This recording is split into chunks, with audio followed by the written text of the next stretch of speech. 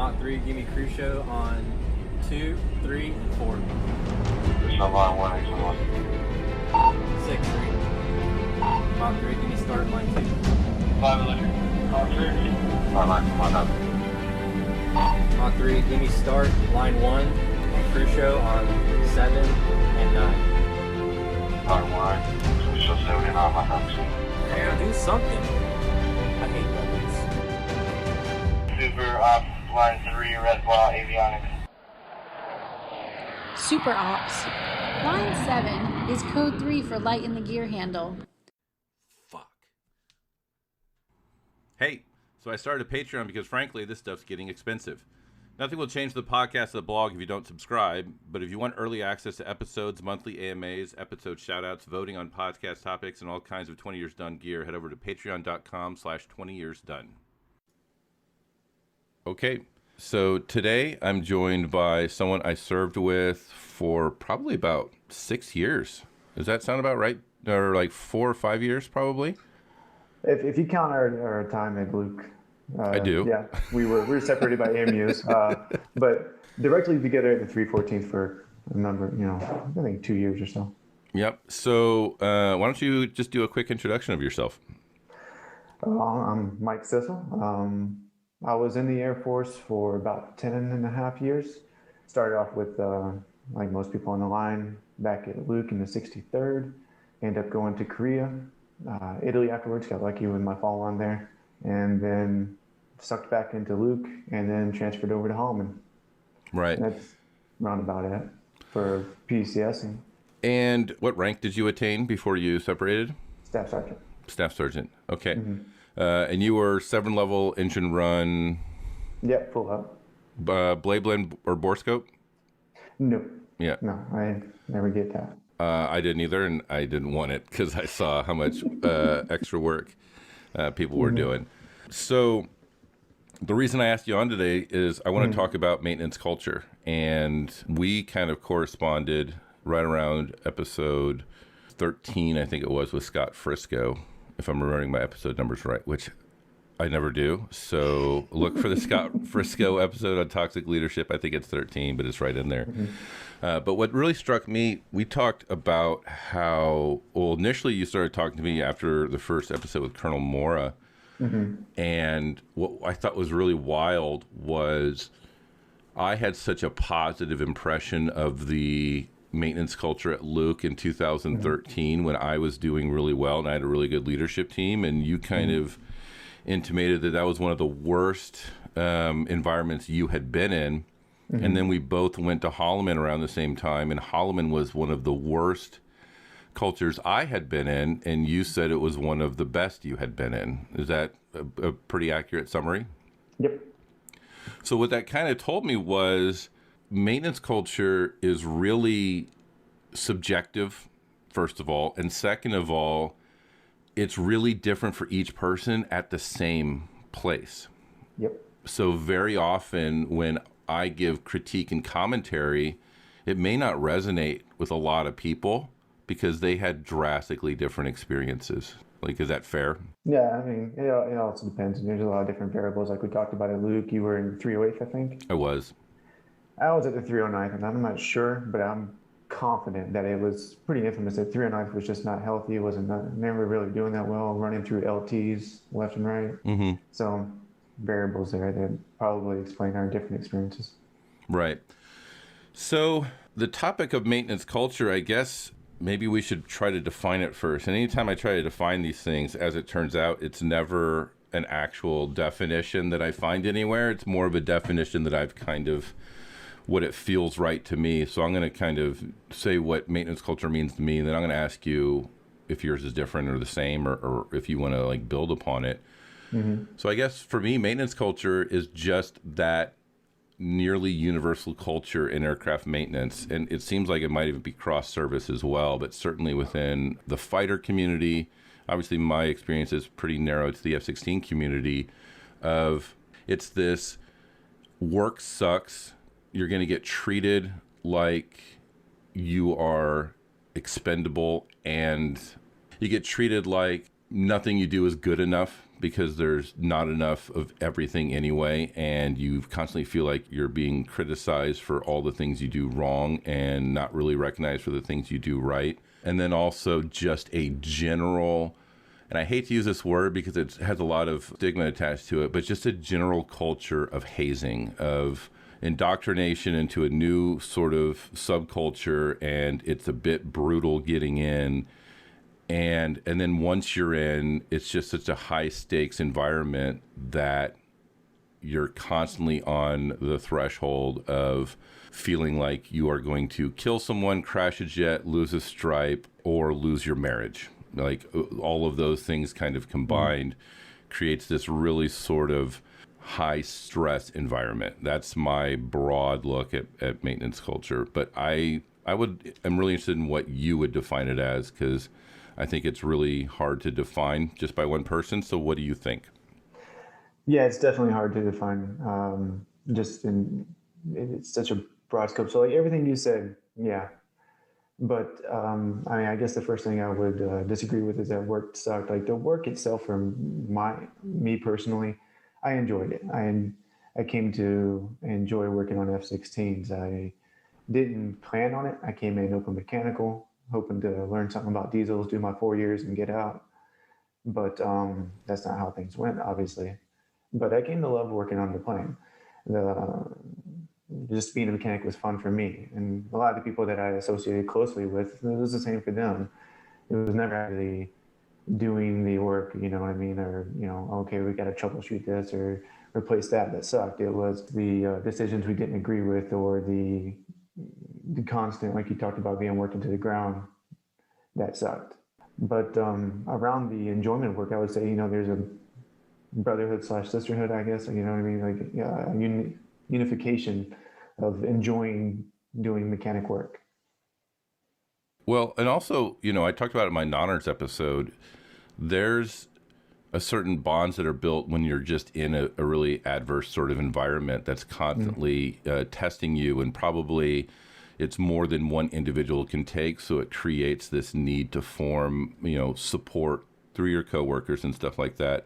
So it's almost like if this is, I didn't expect to have this epiphany, but it's almost like if maintenance culture wasn't bad, you wouldn't have the good friends in maintenance that you actually have, because you wouldn't had to rely on them and build those bonds in order to kind of get through it.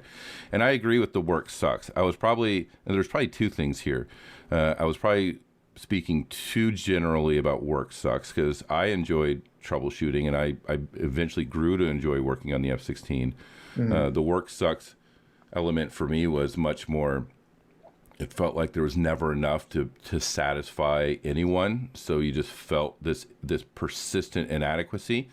But there's also a culture of suffrage that goes into aircraft maintenance, and that also probably goes back to the Nonner episode, where there's almost a wallowing sort of, you're only going to talk about how much work sucks, because it's like a badge. And then you get into a competition of, well, how many hours did you work? Well, I worked 11. I'm like, well, dude, we worked 15 regularly and mopped 4 downrange. So like, it wasn't that bad. And becomes this weird sort of ego challenge of, my experience was somehow worse than your experience, and it glorifies the suck and it glorifies the suffrage a little bit, which might have been me manifesting that at the outset of this episode. So I'm really appreciate that you pointed out that work doesn't always suck. But I guess, so when we were talking before the or offline a few months ago, you told me about a story when you were a supervisor and you had an interaction with an airman. Do you want to kind of retell that story here? Sure. I mean, that was when we started talking about, I guess, maintenance culture, but some of the abuse that goes along inside of it. And that was when I was basically explaining that, looking back on my career in the Air Force and looking at some of the things that's been said on the podcast, and it was just kind of realizing that, like, okay, I was I was pretty much a part of the problem when it comes to toxic leadership. I mean, at my level as an NCO, and now I told you the story about like the most toxic thing I think I've done and felt bad about, which was there was this airman who, he wasn't the greatest airman.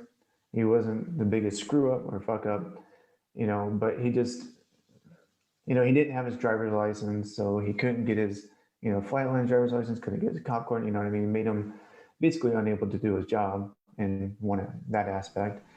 And he just refused to do it. And then he just didn't pick up on a lot of things that were required for him, just the proactiveness, the mechanical capabilities. Not everybody's like you talked about. You weren't great at it at first. I wasn't great. You know what I mean? Yeah, the guy you're describing sounds like me, which I think is really interesting. But yeah, keep going.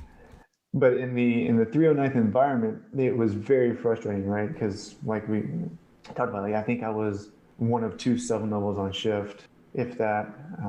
Always never enough airmen to cover jets, and so this was a day shift thing. And this kid was next to me launching his aircraft, and I'm prepping mine right next to him.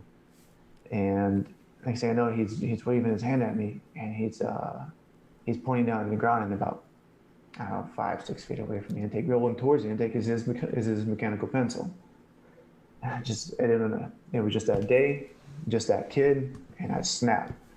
And I go over there and I just grab the pencil and I'm just yelling a little bit, like putting him, what the hell are you doing, kind of thing. And then tell him to report to me as soon as he launches his aircraft. Well, he comes over to me.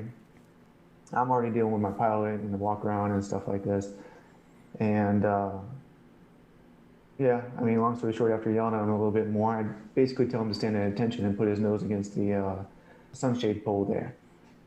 And my jet fails something, we have to step to a spare. And I just tell him to stay there till I come get him. And I went and launched my spare, and I'm sitting there putting my tools away and thinking, like, I'm forgetting about something. And I look over and there he is, still nose against the pole. And I'm like, crap.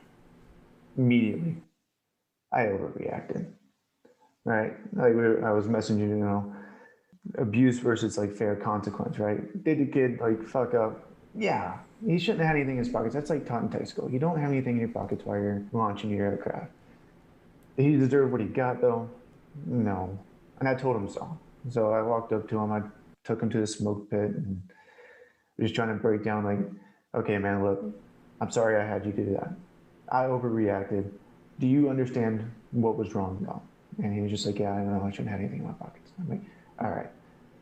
Yeah, you know what I mean? Like, he could have easily just grabbed the pencil himself, but the rules that you're taught, and he's probably like me. I do have a fear of the intake. It's probably, some people will just get right up next to it and don't care, but me, I just. No, I can't. That shit freaks me out. Yeah, I'm not that comfortable with it. So I get why he didn't want to. I wasn't gonna allow the pencil to get sucked up, even though it's just a mechanical pencil. Like that's just a risk not worth taking. So I picked it up, but. Basically, I had to talk with him to make him understand that I overreacted, and I'd still feel bad about it. Thinking about it, it's horrible. And what I didn't realize was that a flight chief was helping out a tow crew by riding brakes, and they towed by while he was standing there. And he immediately kind of pulled me into the office and asked me what was that. And so I explained to him what happened. And then the next day at roll call, that flight chief brought up the story and was, I think this is what, you found interesting about it, was that he appreciated it. He said that old school things like that need to happen more often, and kind of called me out. And I'm sitting there and I've got this grin from ear to ear, but not because I'm happy about hearing the story, but because I'm just sitting there so cringeworthy, awkward, like I'm embarrassed that I did this. I was hoping that it was going to be between me and this kid. And now, like, obviously I knew people on the flight line probably saw it, but a flight chief saw it and then not only saw it, but brought it up in roll call. And it was just like, oh man. Whew. That was like, he was bringing up as a good thing. And here I am thinking like, that's probably the most toxic thing I've ever done. It seems like it still affects you too. Like your demeanor is much different when you tell that story. Yeah, I mean, it's, we've told stories, and I've heard people on the show and you tell stories like the things that are happening to them, and I could tell stories about things happen to me, but it's different when you realize that you were the toxic one, you Yep. know, and you don't realize it in the moment necessarily. And so when you look back on it, you're like, man, that was the thing that I hate. It's like a little bit of self-loathing going on there, but you try and learn from it and grow from it kind of deal. Yeah. So I have a few questions about that story because so obviously when you're talking about launching out a spare, I mean obviously spare launches usually go faster than you know, a regular launch that's timed for a taxi because that's the one pilot lagging, one or two pilots lagging behind if it's a C model or D model, and they're just trying to get all their checks done. They're probably going to do half of what they can do for avionics on the way down to EOR type of deal and multitask. So, you know, I'm ballparking that guy was probably standing there with his nose against the pole at attention for 20 to 25 minutes. Is that probably fair? I would estimate it a little bit more than that because he was already there while I was trying to launch out the first one. 30, 45 minutes, maybe Okay. no, I hope not, but 30, 45 minutes Okay. at least. And do you remember what time of year it was? Yeah, it was summer. So it was summer. Yeah, it was summer. Yeah. And I'm not trying to like pile on or peel out more sort of, I mean, and there's not going to be any judgment here. And I have a whole list of stories I'm going to talk about. Right. And I think it's important for us to do this, because it's, I think, probably one of the most important things that anybody that has been involved in aircraft maintenance, especially anybody serving now, is recognizing your contribution to that culture. And that begins with admitting the things that you do that is not right and not healthy. Because you're talking 45 minutes in Phoenix in summer. Yeah. That's a tough pill, right? You know, very often when I reflect back on the stories that I'm really, truly ashamed of, I always kind of think like, what if that person died or went on to kill themselves because of the things I said or my behaviors? You know, how would you have felt if that kid like had a heat stroke in that moment, right?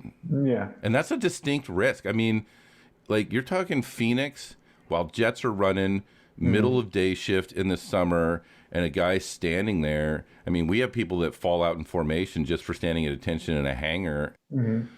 I've said it before, I'm really grateful that no one died or killed themselves under my leadership, because when I look back at the sum of the harm that I committed, that I thought was the right thing to do for the Air Force, for the mission, and for the safety of the pilot, I'm really lucky that nobody died. And I don't know how I would be able to function today if somebody had. So what if your flight chief at that roll call had instead said, hey, I saw something yesterday and that's not how we do business? Like you talked about how you were being, and it sounds like he pointed you out and named you by name as a model to the other NCOs. And it almost like it rekindled or exacerbated or amplified the shame and embarrassment you had for that behavior. What if your flight chief had said, you know, hey, we had an NCO do this yesterday, and that's just not how we do business, and we need to make sure we treat our airmen with respect? That would almost be a chastisement of you, right? Yeah. But I imagine it would have been easier for you to digest, right? Because it would have closely more aligned with what you were feeling. I wouldn't have been sitting there like awkwardly grinning and Right. and like turning red and like putting my head down. You know what I mean? Like it would still be me sitting there with my head down, like, oh yeah, I know I fucked up, but at least it's not being like it's being acknowledged for what it was. Yep. At least for what I thought it was. Yep. You know, but it was in that person's view misconstrued as something that needs to happen more often. I couldn't imagine like I try to understand like what he was trying to say. Like that flight chief was just looking at a flight of airmen who have, well, pretty big shoes to fill. And like I explained, like it was just that airman wasn't mechanically inclined. He just wasn't naturally filling the role. And there was just no space for that at that time. There was no room for error. Like we talked about, there was 1 to 2 7 levels on each shift. Everybody was just stretched thin. I mean, it was 7 levels. I don't know. I keep talking about like how the 7 levels have to catch and launch and do the inspections on jets, because like when I was an airman, that just didn't happen. Right. You know what I mean? There was the 7 levels were in the truck unless there was maintenance going on. Yep. So, I mean, when I say that, it just, for me, it explains just the extreme level of manning we have to, because like when I would do the swing shift, it was catch and recover an aircraft and then get to the maintenance. And that was just another ball buster. But I'll probably break it down too, just because I think the audience is growing enough where I have some non-maintenance people listening. oh yeah, I oh, mean, this crew chief lingo. yeah, and also just the unfortunate byproduct of, I have the best podcast right now in the world, so it's just an audience that's growing. But the way aircraft maintenance unit works is on day shift. They're the ones that typically prepare the jet for flight every day. Basically, take off any protective covers, greet a pilot when he comes out, and then there's launches, some pre-flight checks that are done while the engine's running. The pilot has some avionics system checks to do. The gentlemen or the technicians on the ground are inspecting certain things that are required to be inspected to make sure that the jet is safe. And then after 30 to 60 minutes, depending on the flying schedule, the jet will leave the spot, and now that technician is free to do anything, free to do what's necessary for the next hour and a half, depending on how long the sortie is. Then the jet comes down, and then the clock's kind of running of we need to get this jet refueled, and we have to do an inspection on it. A very, I don't know how many steps there are in a through flight. It's probably 100 plus. And then there's also an inspection of the engine intake to make sure there's no damage to the blades or anything like that. And then it's usually flown again. And the same thing, 30 to 60 minute sort of launch procedures with inspections on the ground. The pilot doing his inspection flies for an hour and a half and comes back. And usually, depending on what the flying schedule looks like, either the swing shift person's going to come in while the jet's in the air, usually on the cusp of coming down, or the swing shift person comes in right after the jet landed. And then the day shift person basically has the aircraft forms, has documented all the discrepancies, and they review with their swing shift person, whoever that is, like, here's what the jet did today, here's what appears to be coming due tonight, the jet should be down at this time, or the jet landed at this time, and I've since it's landed, I've done X. And then the swing shift person has to finish up whatever's necessary for that jet. I'm assuming it's a flyer the next day, because we fly everything all the time. And then they have to finish the basic post-flight inspection, which is more detailed than the through-flight inspections, so probably 150 to 200 items. And then the aircraft forms have to be basically organized for flight the next day. If they find anything during those inspections, it's typically if you find it, you fix it type of deal, depending on how severe it is, how experienced you are. But the general understanding is if you find it, you fix it. And I think I talked about that briefly in the maintenance culture episode, that with the find it, you fix it sort of process, it incentivizes not finding things because it makes your night miserable. So there's like this internal dialogue that goes on when you find something where you kind of debate if you really found it because you think of how bad it's going to be.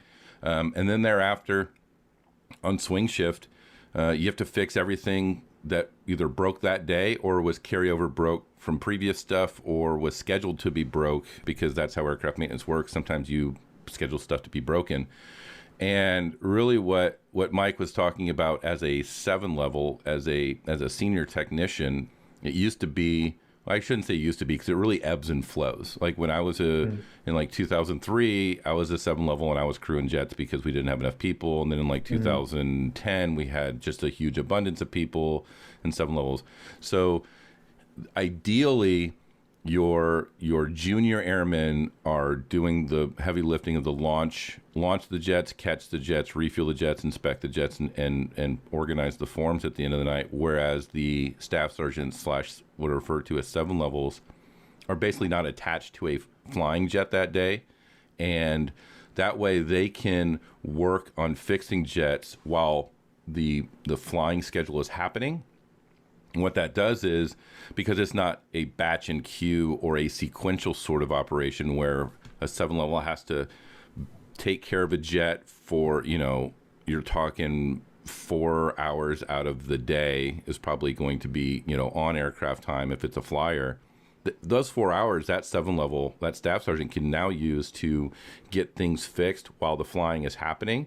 So when Mike's talking about, I had to launch recover at the 7 level, a lot of people probably didn't pick up on the nuance of, he wasn't necessarily complaining about launching and recovering, because the reality is that's actually a really easy day for a 7 level. What he was saying was, while I was launching and recovering, the real maintenance wasn't happening, but I still had to do that real maintenance. So every minute I was doing launch and recovery is adding another minute to my night, is really what he's saying when he says that. Is that? Yeah. Okay. You get like stressed out because the longer you spend on that flyer is the less time you're getting your jets fixed. And you know, like I said, it's adding a minute, and we're not talking like you're working up to 8 hours. Depending on the command climate, depending on the local rules, depending on a myriad of things, you're very likely working, that's every minute past your 8-hour mark up to your 12-hour mark, and maybe a little bit longer depending on the circumstances. So I think it was also really important that you had apologized to that guy almost immediately. Yeah. Like, I think that shows maturity, especially for a staff sergeant. Well, I mean, yeah. I think maturity would have been to, not overreact in the moment. But, I tried my best with that kind of things. I come to find out later that a lot of my, I don't know how to explain it, maybe less toxic actions were just not obvious to me. And I think we talked about, somebody had to point that out to me. And that wasn't even until I was, I had staff on for 3 years by then. So I was at like at my 7, 8 year mark.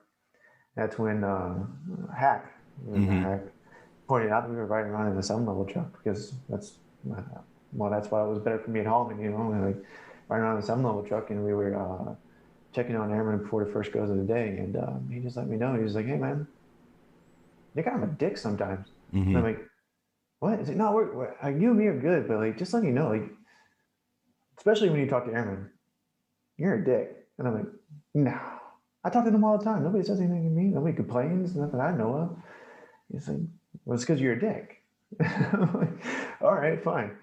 So we ran a little experiment. We went up to a random airman, asked him what he was doing and what he had to do for the day, and he ended up explaining to me that he had the 200-hour, I believe it was, JFS Start 2 check. Right. That's 100-hour, I think. Is it 100-hour? Yeah, we all pencil whip it, so that's probably why you're unfamiliar with the interval. Well, I don't know. I think it's an easy check, I don't understand why you'd pencil whip. We just watch the balls go down and watch them go back I'm not out. saying it's a hard check, but your laughter suggests you understood that most people pencil whip it. Yeah, I mean, Okay. there were a few things that were pencil whipped. Yeah. Sure. So I asked him, okay, just so you understand, like, why are you doing that check? And he goes, because so-and-so told me to. And I was just, okay, wrong answer. I'm going to explain to you why you're doing it. And I thought I was talking in a straightforward but informative way, right? I told him to go get his book. I told him about the -6. I told him where you find the, scheduled inspections. Okay, look, this is where it tells you to do it, and this is why you do it, and the steps to do it. And he's like, all right, cool. And he walked away. And I looked over at Hack, and he's like, yep, you were a dick. And I'm like, God damn. All right, fine. Told the kid to come back over, do as I did. And he's like, no, but you did talk to me like I was a 5-year-old. And I'm like, well, that's a dick, man. Like, you could tell me, it's cool. And he's just like, yeah, I guess, yeah, you're a little dick. Yeah, so you were such a dick, he was afraid to tell you were a dick. I guess. Yeah, probably. Most likely. But you know what I mean? Like, I wasn't trying to be. I was trying to be serious because, like, that was a problem that I had suffered from. Like, I'm doing such and such, and I'm doing it this way because so-and-so told me. And that's gotten a lot of people in trouble. It's gotten me in trouble. And I didn't want this kid to start his career with that mentality. So I was trying to be, like, as serious as possible, but as, like, listen to the information that I am sharing with you, please, kind of way. Just touching on the being a dick, I think a lot of people are dicks. And I think the reason why is because being a dick works in aircraft maintenance. It is a shortcut to performance, right? I would say it's the easiest path to performance, right? Not necessarily always the most productive or right. Definitely not. But it's definitely the easiest. It's the least amount of effort, and you typically get a mission required performance from it quickly. Yeah. So it's like it's reinforced. Yeah, and I think it's also reinforced by things that you've talked about before, like toxic leadership, the lack of resources, right? Like, how patient are you going to be with somebody if you're already up to your nose in shit to deal with? So that I would think that's also a huge contributor, at least during my time, not just for myself, but other people that I saw. Like even that what happened, those moments that like happened to me, and I'm like, wow, man, that guy's a fucking asshole. Yep. Yeah. Yeah. So I'm going to tell a story about, I don't think I've told this story before. And this is a story that it's hard to say I'm most ashamed of the story because I have so many stories I'm ashamed of in my career. And also it goes back to the Scott Frisco episode also. Like, I think it's really important for any of the listeners to understand I was not the best supervisor, and I'm being really soft-handed with myself. Like, I was definitely toxic, and it wasn't just that one instance with Scott Frisco. That was the first airman that I was toxic to that I felt like I could get on the podcast and would be able to explain it well. So Scott Frisco was not an isolated incident. There was quite a bit of toxicity coming from me. One time when I was an expediter in the 308th, and it was bad. Like, it was so bad. The workload, and we were trying to fly. We had dwindling people. And then the Air Force decided we were going to do an avionics upgrade to the aircraft, and we had to prep, jets. And it was reported to the Pentagon if you were late, and the guy down at the mod dock would pounce on any tardiness of the unit, because that would he could send that up to his bosses and go to the Pentagon and go, the reason this program is behind is because the 308th failed to get a jet in on time on Wednesday. So they were always looking for us to screw up. So it was a super high pressure environment.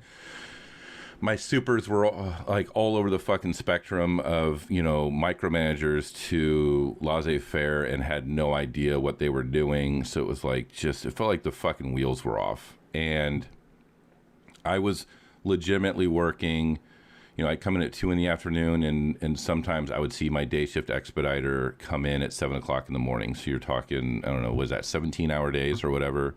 Certainly 14, 15s was the norm.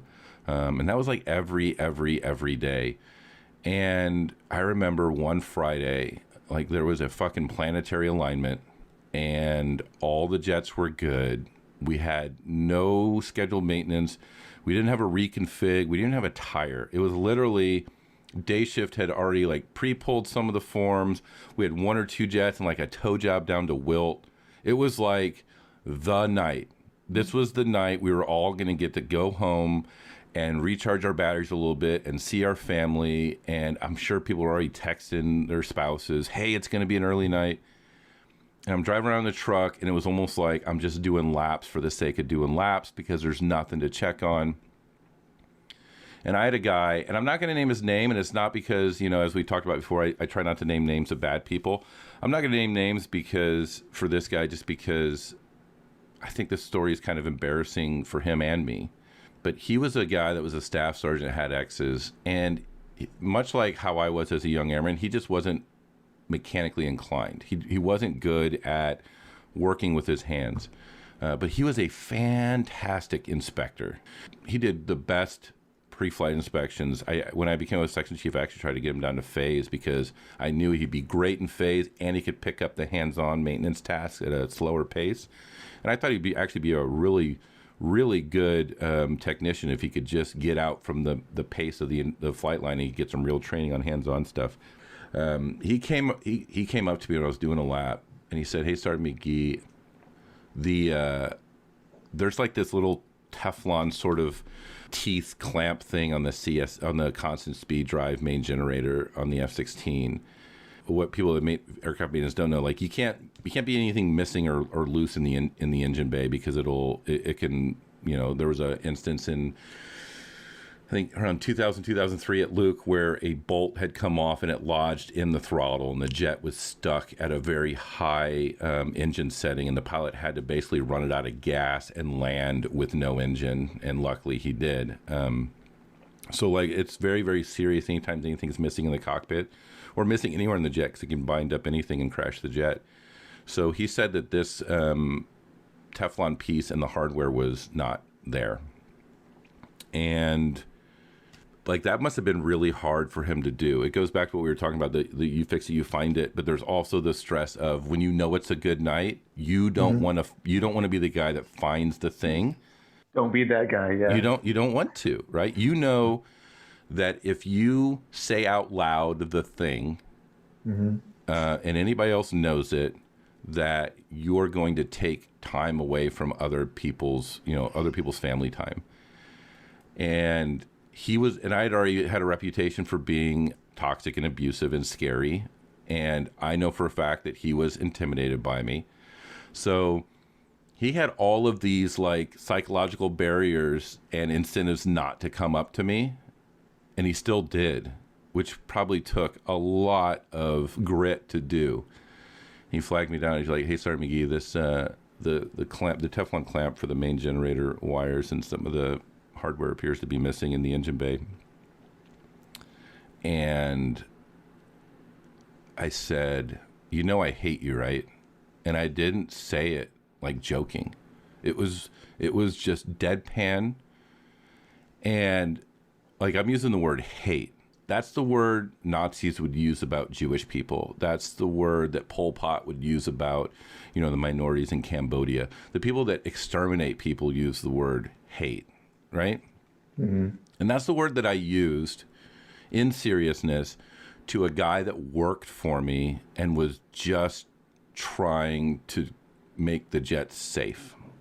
Mm-hmm. And that's not even the bad part of the story. He said, "I know. I'm just glad you told me." And it was like the hate was so palpable before this incident that he was relieved that I admitted I hated him.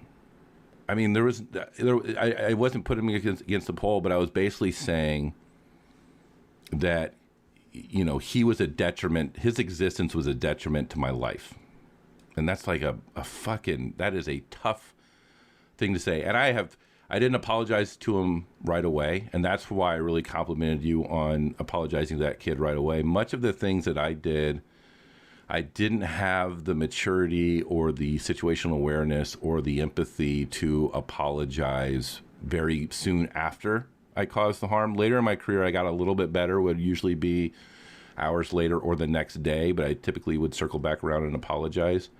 But for this individual, I ended up becoming the section chief, and then I told him, "I want you to go figure out what job you want. Like, I'm not mad at you or anything, but you've been on the line for a long time, you've been struggling for a long time, and I want you to get a list of jobs, and I'm going to try to get you into one of those jobs just to give you a break because you deserve it."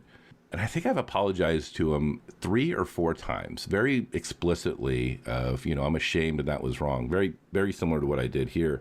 But the reason I say that is because when you and I talked offline before, I kind of came up with this theory that everyone in maintenance is walking around with a wad or a tight little ball of anger in them.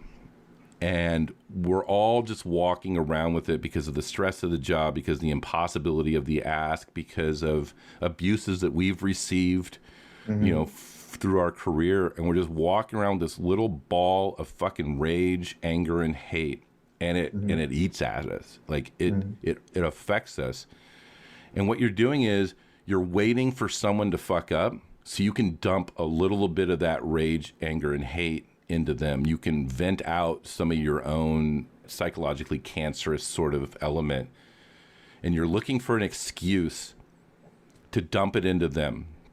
Mm-hmm. That was very, very fucking much what I did with that guy on that Friday. And when I look back at almost all of the times I felt ashamed of my behavior, it was almost exclusively I was mad at the situation. I was mad at the resources. I was mad at the Air Force mismanagement, which, by the way, like this podcast probably very much is fueled by that angry little ball that is still inside me. Like a fucking real high likelihood that's what's fucking going on, right? I don't think anyone's noticed. I don't think anyone. I mean, I feel like I'm a little bit more productive now.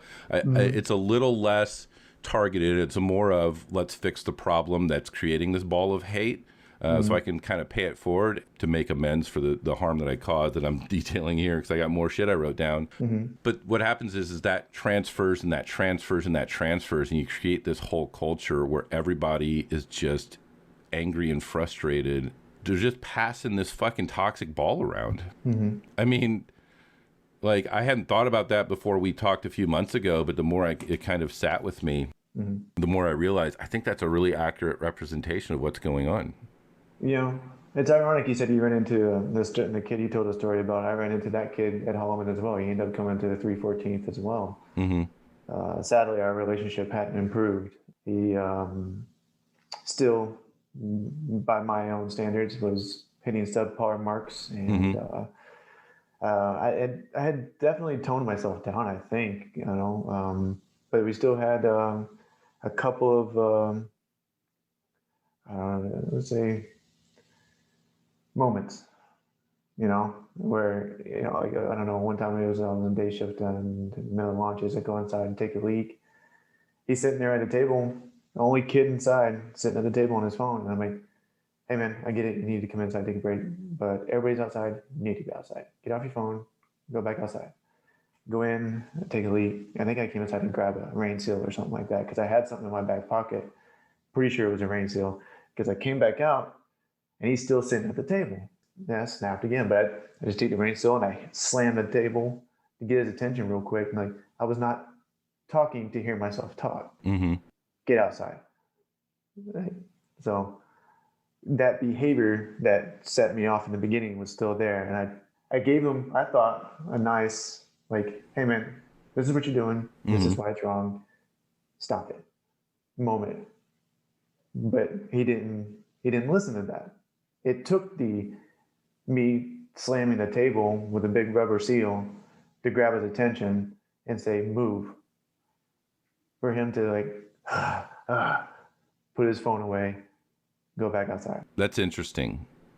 And I wonder, well, it also goes back to the being a dick works, right? Certainly you gave him kind of a shot across the bow the first time. And that's the way I always phrased it. I'm going to ask directly but nicely the first time. And that is your one and only warning before the beast fucking comes out. And then I would feel justified of, well, I gave him a fucking warning. And I'm not sure how legitimate that is as far as, felt like for me it was more of to excuse the behavior. Maybe. I guess, why do you think, especially that guy in particular, why do you think he didn't want to be, why do you think he was inside and didn't want to be out on the line? I don't think he enjoyed being a crew chief. I don't think he wanted to be a crew chief when he came in. I don't think he was particularly worried about getting good at it. You know, he was just going to do what he had to, maybe fill out his 6 years. I don't know if he's still in. I haven't talked to him. I don't know. Yeah, I don't know either. And like, I don't have any ill will towards him. I think like the main reason I don't connect with him on Facebook is I'm literally still ashamed of that exchange in 2013, 2012, I think it was. I think for that guy in particular, I'm going to use him just as a model because I suspect there's probably more people out there that are like him. I think he didn't want to be a crew chief. I agree. But I think it was also because, like, if you notice that guy, when he went on the line and he had to do things, he was afraid of signing something off. He was afraid of, missing something on inspection. He was afraid of doing the task wrong. I mean, is that a pretty fair assessment? I mean, it's a good assumption. Hey, it's me. Normally I don't add anything to the recording after it's done, but during editing I wanted to share something right here. I think it's important to understand the individual we're talking about who is reluctant to go on the line. That's the same person who I told that I hated him. I can't say that what I did in 2012 was still affecting this person, but I think very often the psychological harms committed in the everyday interactions on the flight line, I think they have long-term effects that in the end work against our own interests. Now back to the conversation. Because I say that because he wasn't the only one. Like I was definitely like that. Even as I grew comfortable as a SEM level, it was just I grew comfortable with the fear that my name's going to be in that set of forms.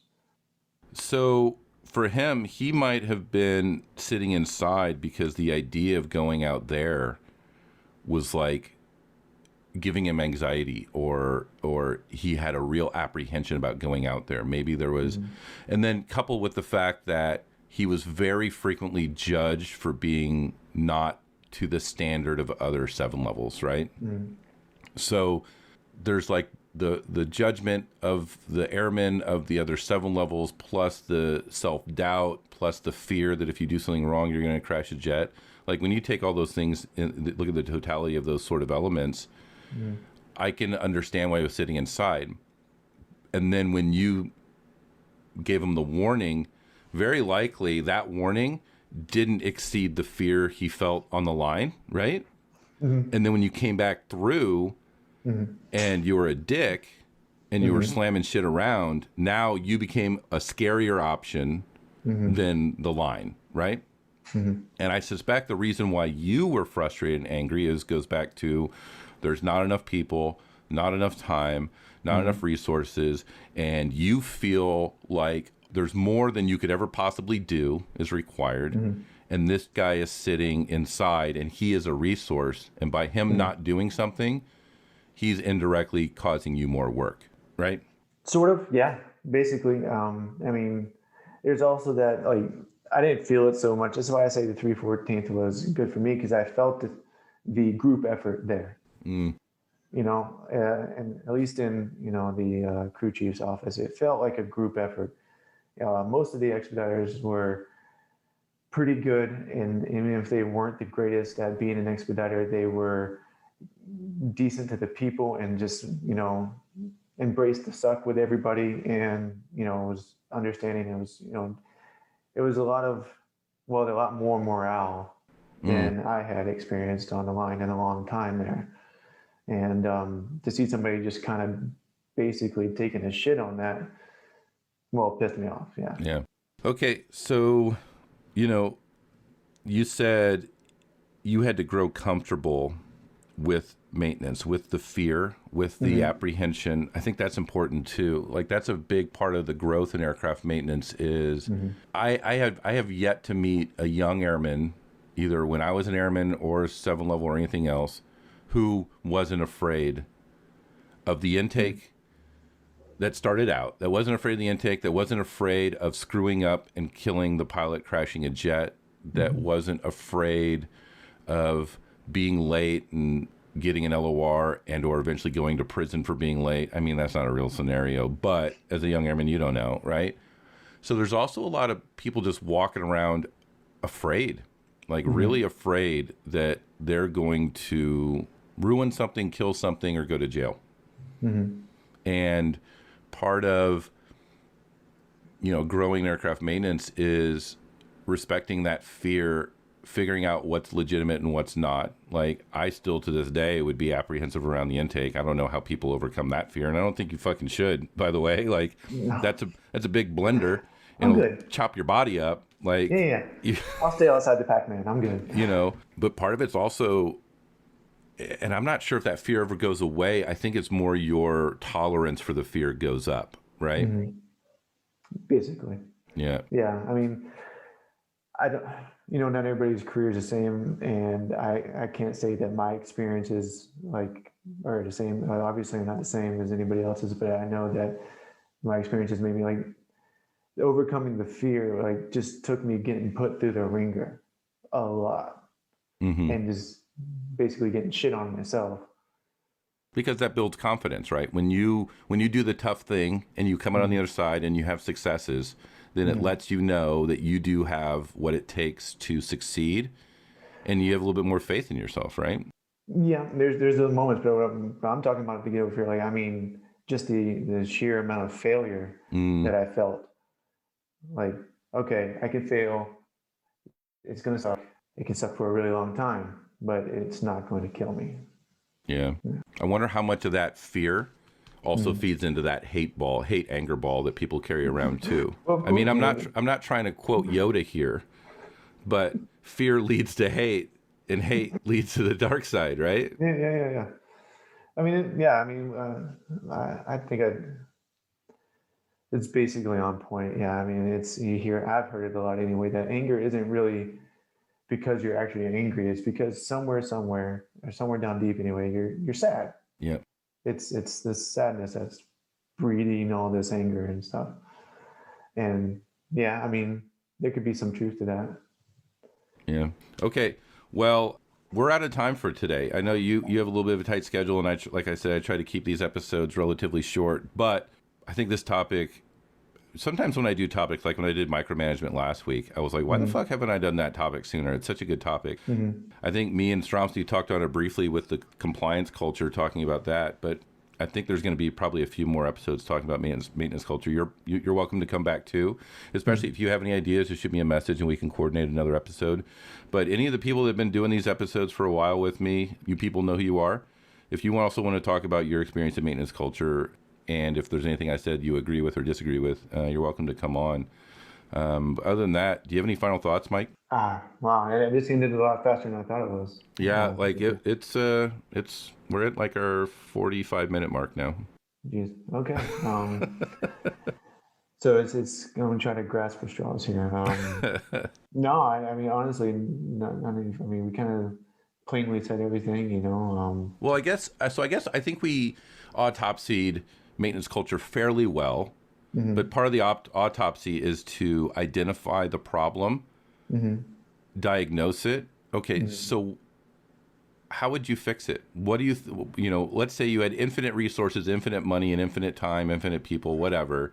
What would be the way, the ideology, or do you have any idea how you would, or what would make the culture of maintenance better?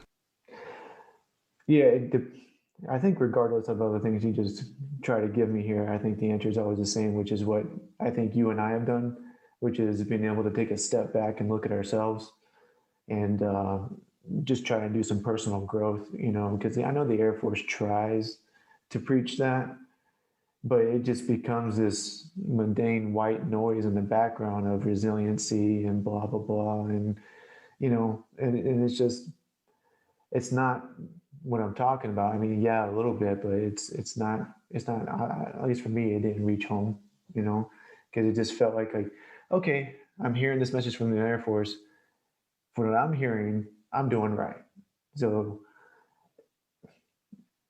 you need to try to, I would say anybody who's in the maintenance culture needs to remove themselves from the maintenance culture, because that's what it took for me. Taking a step outside that bubble, broaden the spectrum a little bit to be able to see okay, how do I react at home? How does my family say I am?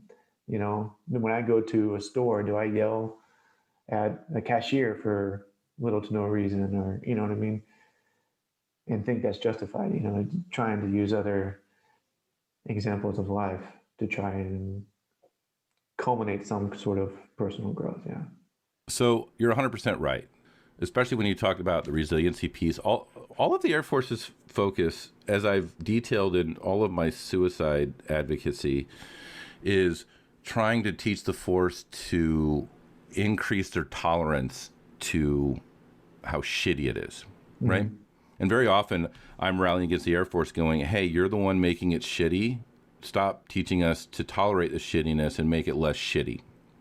And you essentially said the same thing here, where we've been talking to maintainers. Maintainers have probably been mad at the Air Force because the Air Force is asking them to increase their resilience. But I think it's important to note that us as maintainers are also causing the harm to other people. So there's a personal responsibility of, resiliency isn't the fix. Resiliency is the temp fix until you can get your culture healthy. And the way your culture gets healthy is because people like you, me, and literally everyone listening to this podcast that's in maintenance, it's a tough pill to swallow, but you're very likely contributing to the psychological harm of everybody else in maintenance, and you're why they need to increase their resiliency. And so instead of increasing resiliency, the ask here is take stock of your own behavior, take stock of your contribution to that hate ball that we're talking about. You can break the chain by not transferring it, which requires you to hold it, and then you're gonna have to do work on it yourself. And the idea is it's a pay it forward type of deal, where if everyone in aircraft maintenance was no longer transferring that hate and that anger, and they were instead not requiring their people to tolerate their abuse with higher resilience, but instead stopped abusing, that would very much fix the problem in aircraft maintenance. But that requires people to admit the horrible things they'd done. And like I said, it would take me sometime days or, back in 2012, months to apologize and admit. It's hard to admit that you're abusive, especially when the culture, it's everywhere. So it's normalized. You don't realize it's abusive. Goes back to being a dick is easier. Yeah, being a dick is easier. It's the quickest way to get that thing done. But you're also transferring some anger, transferring some hate, and you're being on a small scale toxic. And I'm not talking about like liberal college microaggression toxic. I'm talking about like you're dumping a little bit of that negativity, a little bit of anger in somebody else, and you're perpetuating it. And I suspect it probably grows as it travels too, like a fucking plague. But what I'm going to ask and what Mike asked is take stock of your own behavior, admit, be honest with yourself, be introspective, self-reflective, admit to yourself, at least admit to yourself when you're doing something that's harmful and wrong and abusive, and then endeavor to not do it. Because really it starts with identifying that you're being abusive. Like that is the first and most crucial step. And then you can view your behavior through that critical lens to yourself, and it very well might make the culture better. Yeah. Do you have anything else, Mike? Because that was like a final thought, but then... No, that's pretty good. I guess I would have to add that, for me, it took, like for the micro toxicity, like, it took someone else to mirror that towards me. There was not going to be any self-growth until somebody did that. So hopefully, you got somebody close to you you trust, and they'll, kind of reflect back to you on who you are and what you're doing. Yep. Going back to talking about Hackworth, like if you see someone that is being that way, bring it up. Yeah. Like that's a good way too, because then you're getting, I imagine you had a good relationship with him. You trusted his judgment, and he had the courage to kind of speak up and give you that honest sort of feedback. Yep. So if you're one of those people, and what's interesting is, unironically, Hackworth was probably toxic at one point in his career as well. Like I would be surprised if anybody in maintenance wasn't toxic at some point. Yeah. Okay. It's hard for me to believe. I never saw him. He was a teddy bear, if you ask me. But... Maybe not. That's true. Yeah. Maybe not. He is actually a pretty nice guy, so maybe more people be like Hackworth, I'll say. But other than that, I really appreciate you coming on. We kind of planned this short notice, and like most of the conversations, I didn't know where it was going to go, and I really enjoyed it. And I hope the listeners really take it to heart. Other than that, thank you, and adios.